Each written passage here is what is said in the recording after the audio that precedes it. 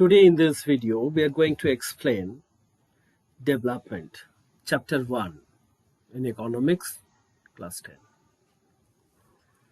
The idea of development or progress has always been with us. We have aspirations or desires about what we would like to do and how we would like to live. We have ideas about what a country should be like. What are the essential things that we require? Can life be better for all? How should people live together? Can there be more equality? Development involves thinking about these questions and about the ways in which we can work towards achieving these goals. So, this is a complex task, and we'll try to understand the meaning of development.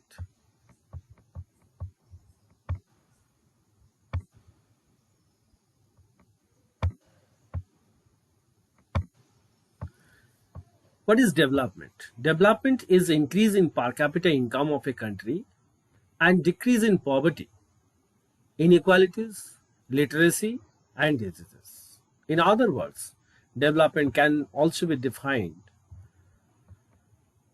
Development is a situation that can fulfill the aspirations or desires of people.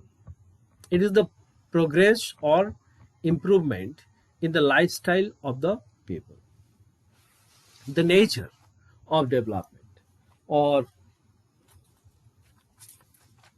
the aspects of development. There are two aspects of development. Number one, different persons can have different developmental goals.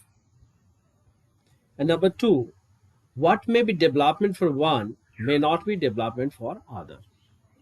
So let us deal with the first. Different peoples have different goals. Say landless rural laborers. Landless rural laborers would like to have more days of work and better wages. They want local school to provide quality education to their children. There should not be any discrimination, so that they can also become the leader of the village. Prosperous farmers. They should have assurance of high family income through higher support prices for their crops, through hardworking and cheap laborers. They also want that they should be able to settle their children abroad. They want their children will go abroad for studies. There must be good medical facilities and there must be provision for good lifestyle. Farmers who depend only on rain for cultivation. Their main goal is to have irrigation facilities, crop insurance on less premium, and better facilities for life for them as well as their children, such as education and health. A rural woman from a land-owning family.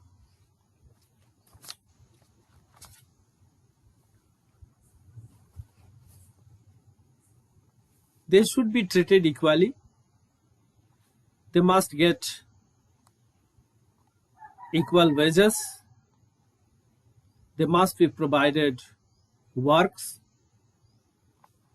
along with the men members. And they must be recognized in the villages. Urban unemployed youth.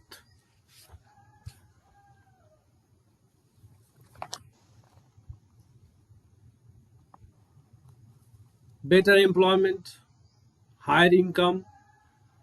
They also want studies in abroad and good lifestyle. A boy from rich urban family. He would like to go for a good education to a reputed institution. He also wants to use a good branded mobile, a laptop, or an iPad. He wants vehicle such as bike or scooty. So this can be his aspiration. A girl from a rich urban family. She should be able to pursue her studies abroad, get as much freedom as her brother, and should be able to decide what she wants to do. She would like to go for professional education and then pursue a job. An Adivasi. An Adivasi wants that there should not be any social discrimination. She will be treated as the man of that villages. There must be education facilities in the villages or in that locality. They also want better lifestyle. There must be a way of income, and there must be minimum health facilities. So that these are the aspirations or the goals of different persons. What may be development for one may not be development for the other, and different persons can have different developmental goals. Income and other goals. Apart from income, there are some other goals or aspirations, such as equal treatment, freedom, security, respect of others, indiscrimination, better health facilities, and education facilities. Whereas income is treated as material goal, and these goals are treated as non-material goals. So the goals other than income are the non-material goals.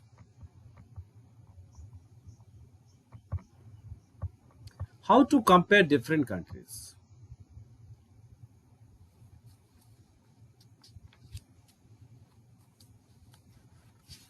According to World Bank, the different countries are compared with the per capita income. The per capita income is calculated total income divided by total population. Now let us try to understand how this per capita income fails to explain the development. Means we cannot depend only on per capita income to measure the development. There are two countries, X and Y, and the 5 individuals, A, B, C, D, and E. These are the citizens of these countries. Now A's income is 70 monthly income, B's income 80, C's income 90, D's 100, and E 110. The total income of country X, these 5 citizens, are 450. Therefore, average income is 90. Similarly, in Y countries, A, B, C, D, E, the total income is 450 and average income is 90. But the distribution of income, if we see, we'll find that A's income 10, B is 10, C is 20, D 30, and E 380. Only one person's income is high and the rest are very low. So, in X country, the people have the equal distribution of income. Whereas in Y country, they have the unequal distribution of income. Now, if the question that if you want to join or if you want to acquire the citizenship of a country, which country you are going to select? Obviously, your answer will be Y, because they have the uniform X, they have the uniform income. So even though both countries have identical average income, country X is preferred because it has more equitable distribution. In this country, people are neither very rich nor extremely poor. On the other hand, most citizens in country Y are poor and one person is extremely rich. Hence, while average income is useful for comparison, it does not tell us how this income is distributed among people. So average income fails to explain how income is distributed among people. That is the limitations of the average income as a measure of development. National development. The ability of a nation to improve the standard of living of its citizens. So national development is the ability of a nation to improve the standard of living of its citizens. This includes per capita income, gross domestic products, literacy rates, health status, etc. Main criterion used by the World Bank in classifying different countries and its limitations. The World Bank uses the per capita income. So per capita income is the criterion used by the World Bank to classify different countries. The per capita income is calculated by the total income of the country divided by total population of the country. For the year 2017, the countries with per capita income of 12,056 US dollar per annum were declared rich countries, and the countries with per capita income of US dollar 955 or less are called low income countries. So India is coming under this group, the low income countries. The limitations of the criterion are other important factors including literacy rate, infant mortality rate, healthcare ignored. These factors are not considered by the World Bank. Information about the unequal distribution of income is not mentioned by the World Bank. We have already seen that the average income fails to explain the distribution of income.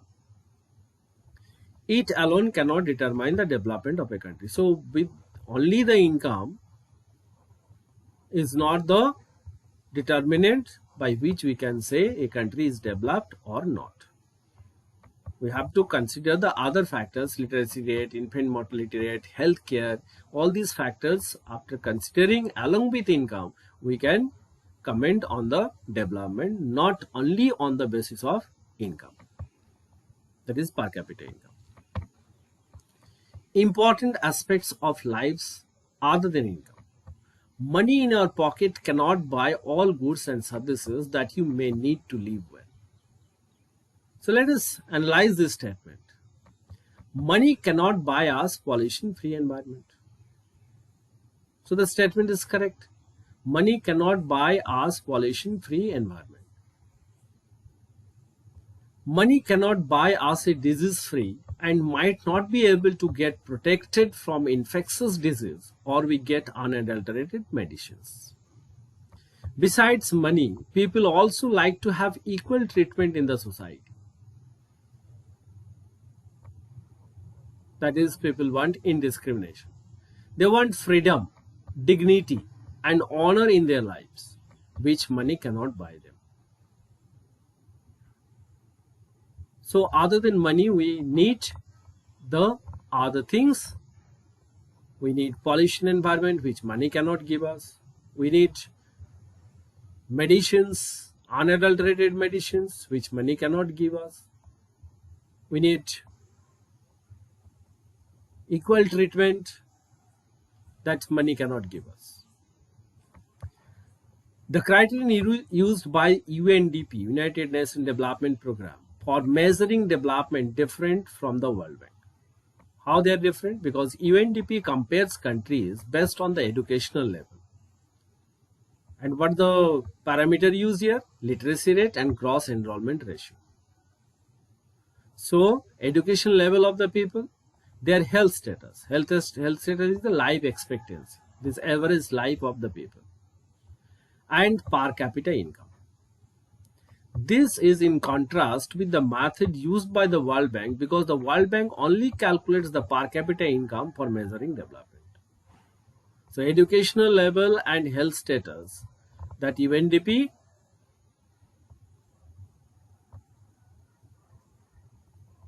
compares the country along with the per capita income. GDP. What is GDP? GDP is the money value of all final goods and services. Final goods. The goods are two types: intermediate goods and final goods. Intermediate goods, these goods are not cross the boundary of production. They are generally used in the further process of production. But here we'll consider only the final goods. So the money value of all final goods and services produced within the domestic territory of a country during a particular year. What is domestic territory? Domestic territory is the more than the political frontier of a country.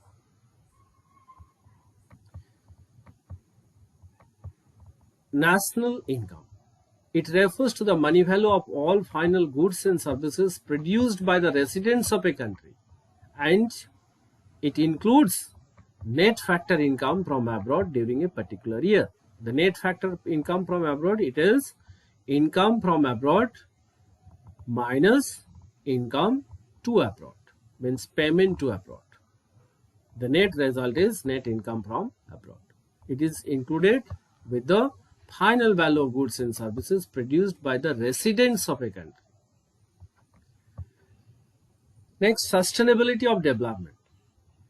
Sustainability of development is that development, or sustainable development is that development that meets the needs of present generation without compromising the ability of future generation to meet their own needs. It refers to development of human with at the same time sustaining the ability of natural system. Means it must consider the environment. There should not be any degradation of the environment. It is helpful to fulfill the needs of human being without harming the ability of future generation. So present generation need will be fulfilled, but not compromising the needs of future generation. Means at the same time we'll discover or will involve in research to find out the alternative uses of resources, so that the such resources can fulfill the needs of the future generation. For sustainable development, we have to use non-renewable resources like carbon-based, originally designed fuel for the quantity, how much we needed only. Means we'll use the non-renewable resources in such a way that we can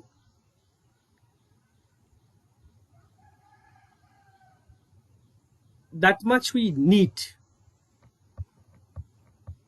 There should not be any overuse or excessive use. Some renewable resources like groundwater, reservoir, crude oil, etc. will take long time for replenished, so we should use that resources in finite quantity. So we'll use these resources, even the renewable resources, according to our need. So sustainable development, that is two examples we can say in this case, that overuse of groundwater and exhaustion of natural resources. These are the questions we will try to work out.